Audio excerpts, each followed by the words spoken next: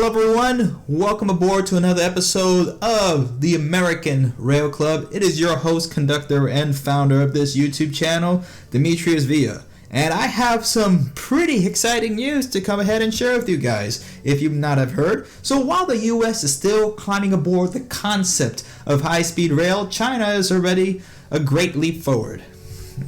Pun intended. But this is pretty cool because now we have here an autonomously driven AI bullet train now in service in China, ready to go ahead for the 2022 Olympics. So for those of you who are already going to sweat to death over in Japan for the Summer Olympics come 2020 this year, now you can go ahead and choke to death over in China 2 years right after that. No thanks. I'll watch it on my 4K TV and crack a cold LaCroix and enjoy it that way. No, we don't get sponsorships from LaCroix. I do like their stuff. But, again, despite what I say about China and what I think about, their not summer camps, YouTube, and their authoritarian rule over an autonomous country and autonomous people, or their grip on our media, no, don't worry. I'm only going to say good things about the Middle Kingdom today, sans getting paid LeBron James money, alright? And of course, you guys know, you all pay billions of dollars to these people and watch these, all the time on, for basketball. Don't complain when they're getting paid that much. But let's get back on track here. This is pretty cool. Again, despite China, despite what you may think about the country, what I may think about the country, the technology part is freaking amazing, and they have, let's give them the benefit of the doubt, they have gone a very long way, faster than any other country has done in history, and they have built the most amount of high-speed rail lines, bar none, than anywhere else in the world, and they do transport the most amount of people in the world per year, per day, because, it's a massive country. They have over 1 billion people. Of course, they will be able to do that. But again, this is cool. Again, talking about the technology aspect about it, about autonomy and AI. I don't fear automation, okay? This has been a long time coming. We're in 2020, guys. This is the new decade, new technologies coming. This is where we are. We are living in the future. And I know people are going to conjure up that, it's going to be the Terminator. It's going to kill us all. Maybe not. It's probably going to help us kill more efficiently. Hopefully, it won't help us to kill anything. We rather will go ahead and help us to, for example, get us to places faster, more efficiently, and safely. That is the big part. Because people talk about the safety issue, about autonomy, and we'll get into that later as well. But again, automation is not something new at all. This has been a concept that has been around for hundreds of years. It's just now we're adding technology aspect into automation. You can see this in windmills and water mills and stuff like that. It's basically automated. You don't have to go there or put an ox and, get it to go. But now you have nature working for you, whether it's wind or water or whatnot. But now we add technology to it, and it does stuff for us. That's what automation is when you drill it down to its dictionary definition. But to test out this new technology, I myself rented last year a Tesla Model 3 and drove from Indianapolis, or Indy, over to Chicago and back to Indy. And it had no issues. In fact, I enjoyed it a lot more than driving a regular car up there, and it was, much better. So if you want to go ahead and see that video, we have it re-uploaded right now. You can check it out over here in that corner. Recommend you do see it. It's pretty awesome. So go ahead and check that out. But this is going to be the future. And, it's going to be much more usable on trains than it's going to be on cars. And I do make a lot of points in that video about why autonomous cars aren't going to solve all our problems. They're great, but they're not going to solve the issues. They may create more issues. So, again, if you want to learn more about autonomous cars and the reality about autonomous cars, go ahead and check out the link on the top right corner. We'll also have it linked in the bottom as well.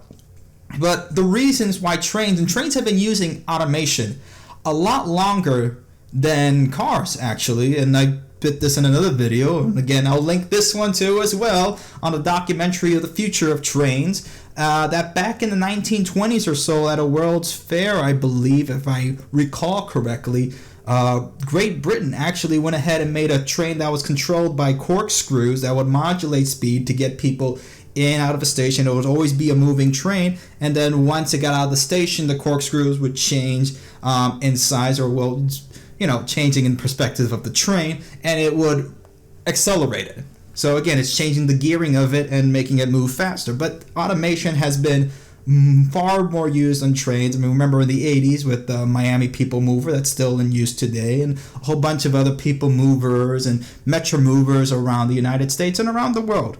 And you have also things like ATC and PTC and things like in video games. I mean, AI has been around, okay? You had that one jerk driver in Gran Turismo that tries to pitch you into a wall. How do you think that's written in? It's all computers, guys. So let's go through these articles over here and see this. So this is traveling from Beijing to Zhangjiakou. I'm not really good at Chinese pronunciation, but I mean, correct me if I'm wrong over here. But this is pretty awesome. Of where this is going. Again, this is getting ready for the 2022 Olympics and traveling at 217 miles an hour. 217 miles an hour. Notice in the United States, we haven't gotten a train up to even 170 yet. I mean, the Acela, yes, but it only goes 150 for a very small, minuscule part, for maybe like 10 miles or so on the Northeast Corridor. So again, it's not completely high-speed rail over here that we have in the United States. That's the only thing that counts. And Brightline hasn't yet got up to the speed that it's projected to go to once it gets to Orlando, which is from Cocoa to Orlando. About that 40-mile stretch is going to go 125 miles an hour. So that's the next step.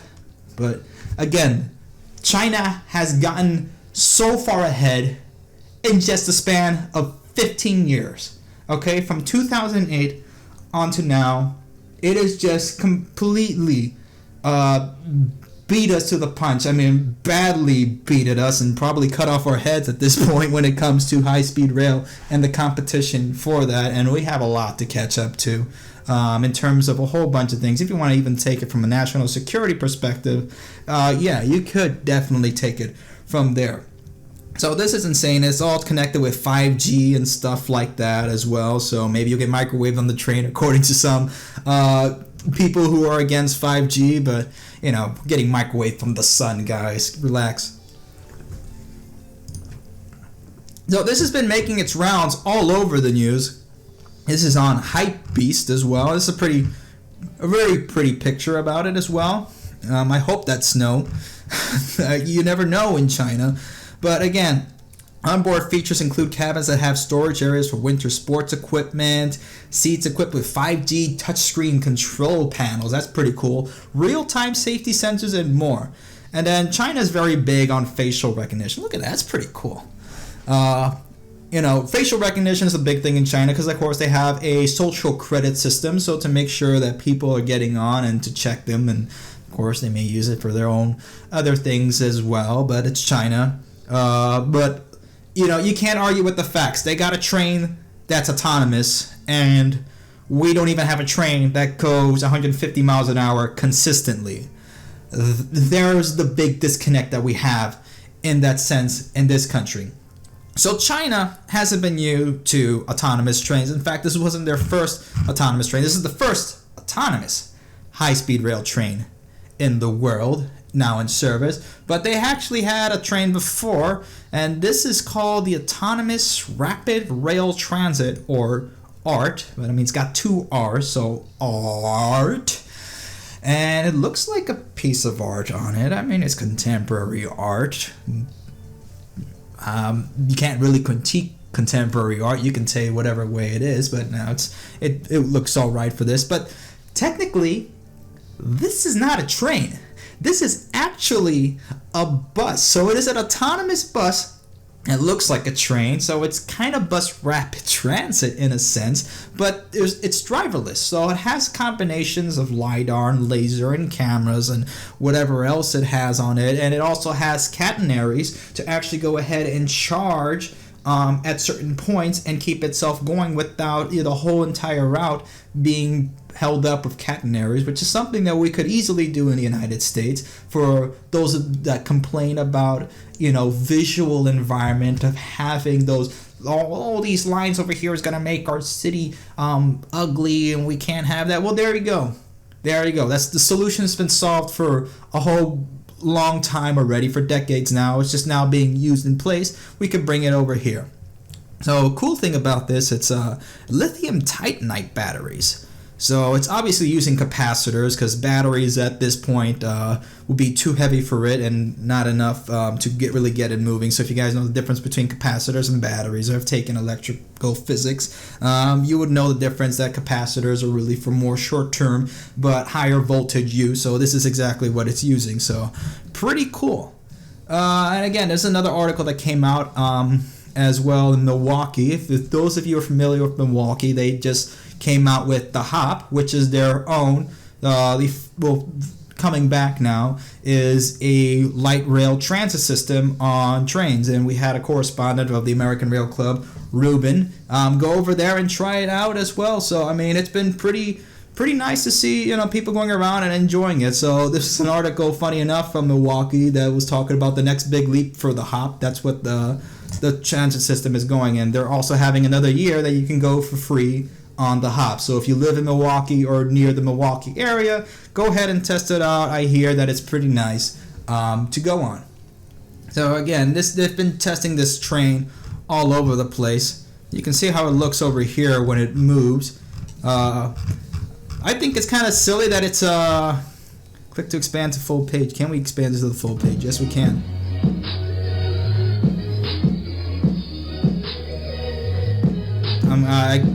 Nah, I'm gonna turn off that music right there. I can't understand anything that it's even putting out there.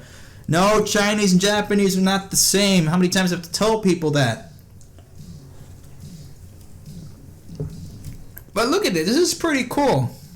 I mean, I don't know if it's that much of a bumpy ride or how the suspension system is, being that it's on roads, but it seems pretty smooth. And again, China probably builds better roads than us at this point in time anyway. They have this all automized. Look at that. That's pretty cool. The cool thing, what China has really done with high-speed rail that I think we should definitely go ahead and copy, is the way they go ahead and build it. Now, I don't mean to build it in the sense that everything's going to fall apart, but I mean they have a whole system and procedures put in place that they can basically drum out miles and miles of high-speed rail within a week. I mean, they can do a mile a day. Imagine if we could do that here in the United States, be able to drum up a mile per day of high-speed rail. And of course, everybody remembers that big giant accident that happened in China back in 2011. But when you look at the big picture compared to how many miles and how many people go per day in China, it's actually quite minuscule. Now, of course, Japan has the safest system in the world. I mean, 9 billion passengers over 50 years, 0 fatalities, and a massively earthquake-prone country. I mean, and if they can be able to survive that, I mean, that system is completely bulletproof for bullet trains. Pun intended. But this is pretty cool what China has been able to do. And I will give them that they have gone leaps and bounds ahead when it comes to technology.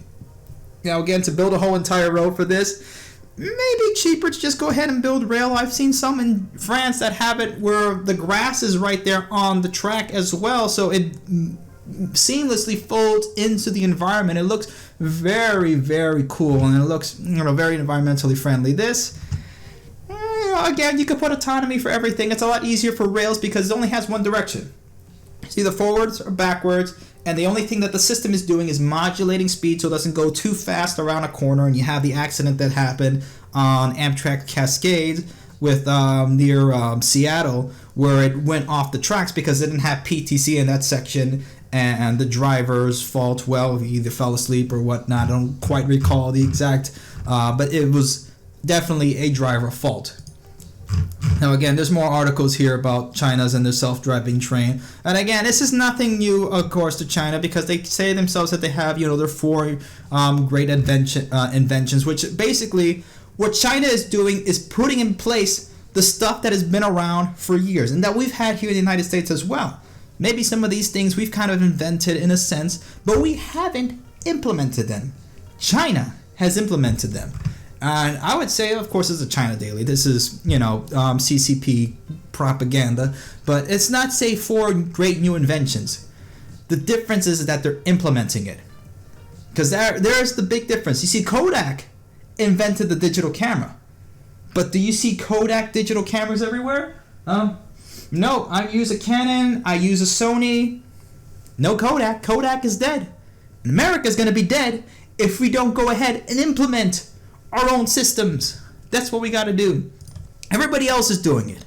Look at Germany, the world's first autonomous tram in Potsdam in Germany. So again, it's a Siemens technology. We have a Siemens factory over here in the United States. It's over in Pittsburgh, California. Yes, there is a Pittsburgh, California. It's without the G, but that's where they go ahead and build the Siemens chargers that are now running on Virgin Brightline.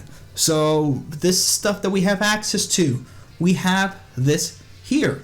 So it's pretty cool that you can have AI-driven trains already, in existence. This is already here. This is now. We're living the future, guys. Pretty cool. Again, Japan, of course, has also been testing out driverless autonomy, AI, whatever you want to call it, in that whole sense of autonomy. They've been testing out driverless bullet trains, driverless subway cars, and their metro system. So this has been in place for years and years on end. Again, this is an example of a people mover. I believe this, if I remember correctly, I think this was by Mitsubishi. They do a lot of systems. They have the Miami airport and also the Orlando airport. Those are all Mitsubishi trains. And if you go to other places like in Tampa or anywhere else in the United States, they have like autonomous trains. I remember the one in Detroit was pretty cool. So this is again, this is the Yurikamone line over in Tokyo. So this goes through Odaiba. When I went through to Odaiba for Comic-Con, oh man, that place was cancer. I'd never seen so many people in my entire life to view that complete mess of degeneracy. I've never seen so many people in my life, period. It was like 1 million people there. It was insane. But I went on this train and it was autonomous, and you could go around basically, that whole entire area of Tokyo, Odaiba, which is basically an artificial island, and go back to Tokyo and go on the bridge. It was pretty cool. Again, this has been in place for a while. Now again, some people have had concerns about trains. So this was one example over in Japan, which I will bring up, that had their seaside line over in Yokohama act a little ditzy. So nobody knows the exact reason why, but it went backwards instead of going forwards, and it hit the barrier over here and even crushed the barrier even more. Now again, it was going slow. Some people say it could have been a voltage problem, that the polarity reversed, and instead of turning the wheels forward, it actually turned the wheels backwards, and it had nothing to do with the autonomous system. Will we ever know? No. But let's put this in perspective of machine versus man, or autonomy versus man, because they're both, it's man-made anyway. And really, when you look at our own traffic deaths in America, we're still increasing in traffic deaths. Over 43,000 or something like that, or some ridiculous number. It's over 40,000, absolutely for sure. That many people dead in the United States every year. Okay? This is mostly due to human error. Whether we're on our phones all the time, more distracted than ever, and this is why I'm a proponent of having manual gear shifters, because it keeps you focused on the car and focused on the road, and having more sporty type cars. Again, most of the accidents that are happening are people not paying attention on the roads, or truckers that are asleep. And you had some horrible accidents, one that happened over here in Indiana several months ago, that a mother and her twin daughters were completely killed in an accident going on a head-on collision with a truck driver. So some pretty sad stuff that happens. Okay, and of course people make a big deal when an autonomous car, an autonomous train goes ditzy and unfortunately kills someone. But in the sense of how many times it happens per mile versus how many human accidents and human errors happen per train per amount of time, it's still less.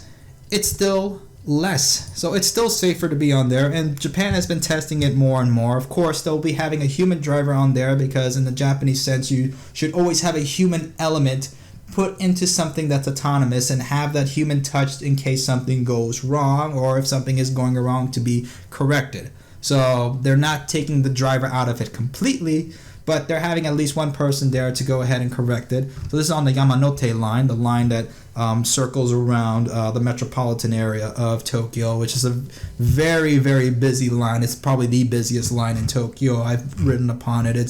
It's insane. It's pretty massive. You could just basically sit on there all day and just ride around the whole entire loop. So, again, this has nothing just to do with autonomy, but technology in general is getting better and better for trains. So this is the Alpha X over in Japan. Of course, the Verge keeps wanting my money, but this money it will not get. It will not get my advertising, guys. Be sure to get an ad blocker. But this is pretty cool. 248 miles an hour that they're testing out with the new aerodynamics on this. Now, of course, I mean, this is pretty cool. So here's a video that you can see it going along. Of course, it's not going at 248 miles an hour, but that's a long boy. You don't want to be hit in the back with that. And of course, all over in the comments, there's just a whole bunch of genitalia jokes. It's The Verge. It's the Verge's readers, right? But this is pretty cool. I mean, it's not just, on steel wheel tracks. We're also talking about Maglev in general as well.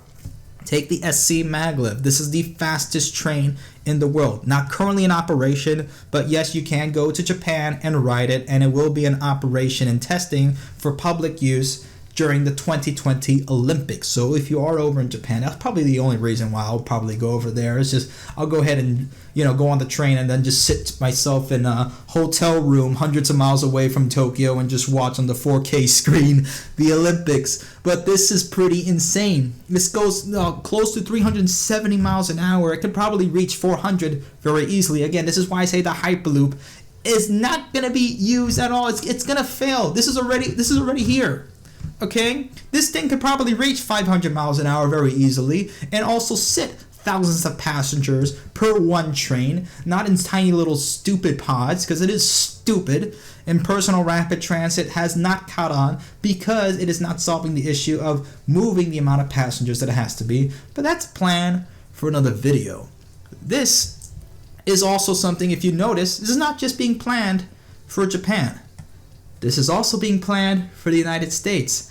Now, we went ahead and interviewed also the Northeast Maglev to go ahead and see that, and I'll also link that video as well to go ahead and showcase the amount of technology behind this and what good it would do for the region, because that's the thing we need. Okay, because it's not just about the technology, it's about the jobs it will get, it's about the convenience, it's about the capabilities that it will increase for this country as well. You can see the technology from this. It's linear motors, it's superconductive. So again, it cools down these magnets to a point where it gets a superconductivity, and it's able to float on there at place and go at an incredibly fast speed because of that. So this has a chance of being happening in America. We can catch on, not just catch on, but leap ahead to the point that where we should be. Why isn't that happening? I'm going to tell you right now why it isn't happening, and you're going to look over here. So this gets me ticked off, okay? Because this is the same stuff that we had happen in Florida when we were having Brightline at the time, all aboard Florida, coming into fruition. Is that you have a small vocal minority of communities, mostly older, mostly baby boomers, and again, I'm not, dissing on all baby boomers, okay? Plenty of them are in charge or ahead of these companies, but you have a lot of them in other places that are against these projects and against what younger people need. Okay, I also have planned on my other channel a video on why millennials are very, very screwed coming up there. It's not a complete black pill, but we'll get into that. So do subscribe to my other channel, and I'll probably get to those videos at some point. It's kind of hard to be juggling two channels, but you guys have asked for more content, and more content I will give you. So let's look at this. Over the bridge that we just saw, and we're going to go back into the mountain right now. 311 miles an hour. It's called a maglev, and we went on assignment to Japan to see it for ourselves. It uses high-powered magnets to float, and there's a plan to build a maglev, mostly underground, between DC and Baltimore. We're drowning in congestion. Nearly all of our roads fail. We have the worst and longest commute in all of America. Wayne Rogers is the Maryland CEO behind the proposal, but Greenbelt's mayor, Colin Bird, says no way. Under his direction, the city is now hiring lawyers to try to stop the maglev, since Greenbelt would be above the high-speed train tunnel. Here it comes. Okay. Now this is insane. Because again, they're gonna dig a tunnel below. Okay, and you have this one community that doesn't want to have it. But look at this. There's a rice paddy right here. There's a freaking rice paddy over here. Welcome to the rice fields. Look at that. There's a train going above it. Any issues? No. There's no issues with that. So if it can go above agricultural land without that much of an issue, I'm pretty sure we'll have less of an issue going through an urban area, especially underground.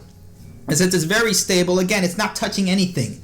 It's on magnets, so it's not, there's only very few opposing forces that are pushing on the track because of those magnets, but it's just going just straight through. It's not going to create that much noise or anything because it's going to be underground. Greenbelt City Council meets Wednesday to discuss opposition, and it's likely to be tense, with anger from neighbors And again, this is mostly older folks that are doing this. Look at the people that are in attendance. Do you see, I've only seen maybe one younger person, but that's it. The only time they get all ticked off and start attacking high-speed rail when it comes into the neighborhoods. And again, this is this NIMBYism that has been plaguing the United States for the longest of time, and this is why we can't have good things. Okay? In a sense, China's system actually works because if these people were to come up there and say, we don't want the train in our neighborhood, they're probably going to go ahead in one of those little mobile gas cars that they have and throw them in there or shoot them or something like that, and they'll disappear from their systems entirely, okay? That's what happens in China, okay? Now, should we do the same thing in the United States? Probably not. But can we, and this is the problem again, democracy has kind of an inherent problem that it turns into mob rule and some people take democracy for granted. I understand there are flaws with both systems, but the United States, has been able to create this because we've allowed ingenuity, we've allowed people to be able to create and be able to use capital to build the biggest things. And when you have people that, go like this, that's when issues arise. building. We don't need these jobs? What do you mean we don't need these jobs? Of course we need these jobs. You know what the real unemployment rate is in the United States? Not the Bureau of Labor Statistics is about 20%. Now that's been getting lower, but very slowly. Of course these people need these jobs. It's disgusting for them to have this train come through our community. Why? Why is it disgusting? Why? Because people are going to get jobs?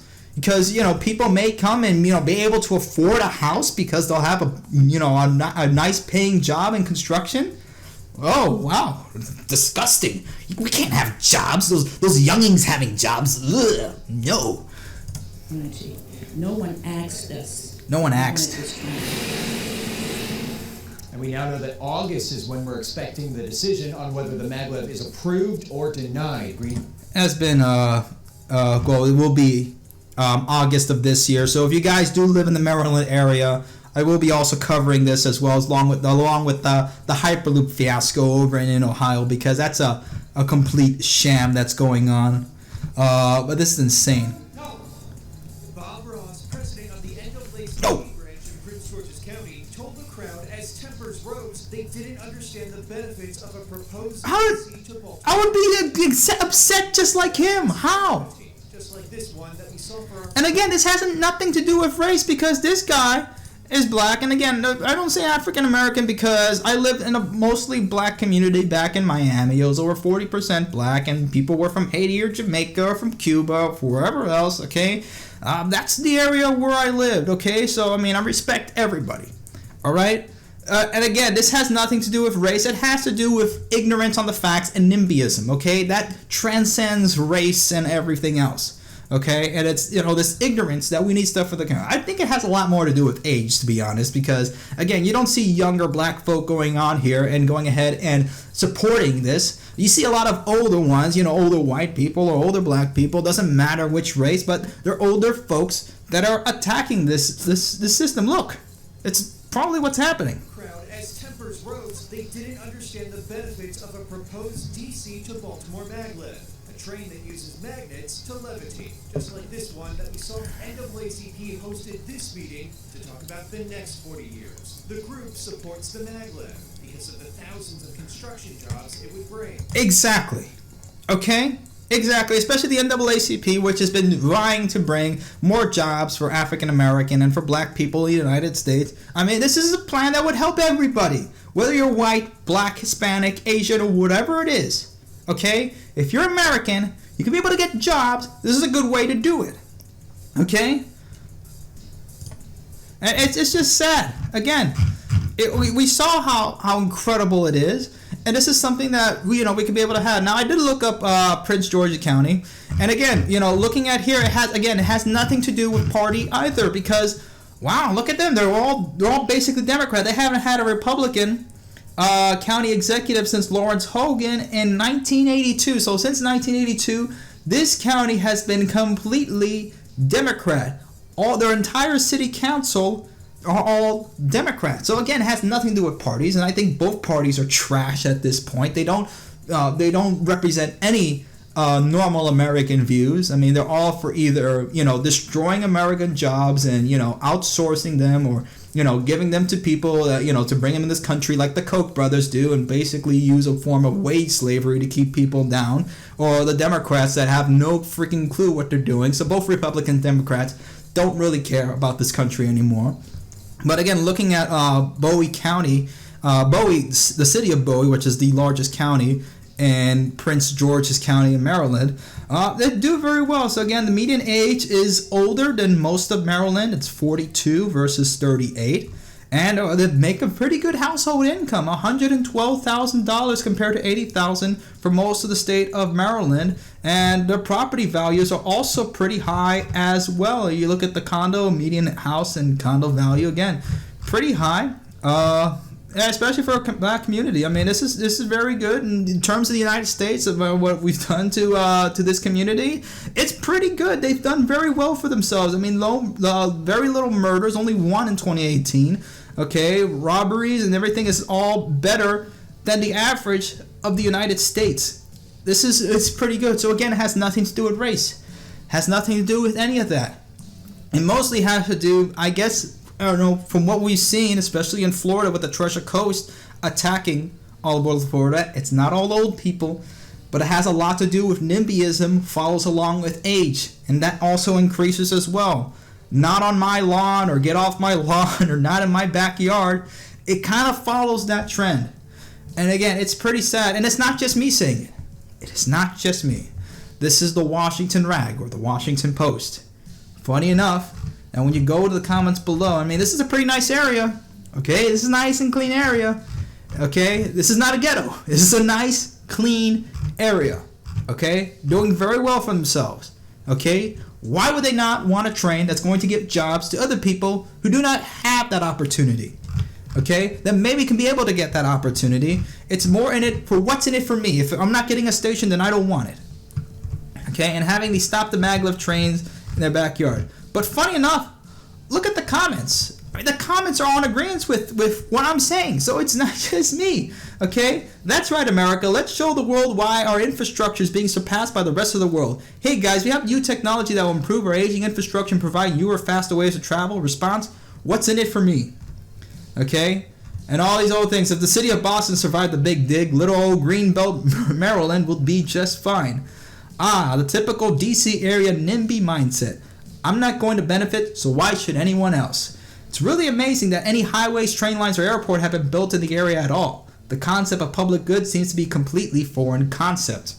It seems to be as well, and that's why China can have autonomous trains, sans their human rights records, but hey, we can't have anything, and I don't think our human rights records is, that good in a sense. I mean, we just narrowly avoided war with Iran, which would be completely awful for both of us. So, I mean, let's hope that things simmer down, please. I mean, I don't wanna meet you guys coming off the helicopter on Iran and having a modern warfare moment where the nukes are coming off and we're all just like they're slowly dying. I don't want that to happen to either of us. NIMBYism is a big problem in this country, and hopefully the federal government should fight back against it. By the way, Maglev is supposed to be very quiet. The Greenbelt, the city of no, forever stuck in the 1930s. But wait, Aren't liberals supposed to love trains? Anything that gets more cars off the road is good. This route would eventually connect one of the busiest corridors in the country. So again, this goes on and on. There's 138 comments, and most of them are in support of it. Okay? And there's a lot that you can learn from the comments, and that's why I do pay attention to a lot of the comments, especially the ones here on YouTube. I do see most of them as well. And again, I've been busy, but I have been checking the comments. The thing is that when we have these things happen, okay, you get a lot of response back from the community, and you can see a lot from that. So it means a lot when people are in support of this. Okay? Now, can the city get a fair shake, and can the county be able to have their voice heard? Absolutely. But when it comes in disagreements with what this country needs, because the needs of the few want to go ahead and do that, that's not even democracy. Heck, that's not even what a republic is. Okay? And I think this country has a big identity crisis of what its political system even is. That's why we can't have nice things. Let me know in the comments below what you think about all of this, okay? What do you think about China's AI train and how they've gotten so far ahead, in the last 15, 20 years or so, and why in the United States it's so hard for us to even catch up with them? Leave me in the comments, leave your thought in the comments below. Be sure to subscribe as well to the American Rail Club. Get more videos. Again, these have been longer. Now, 10 minutes less than the last one. I had a little time tracker over here to put it to 15 minutes, but you know me, things get long.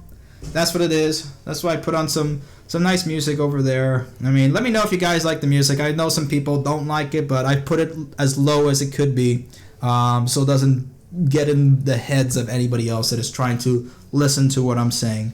But hopefully we'll have more videos like this. I'll also have a more edited video coming up this week on California and their defiance of the Federal Railroad Administration. So that's going to be fun. That's going to be more edited and more concise, down to about 10 minutes. So for those of you guys that want consistency and also succinctness, there you go.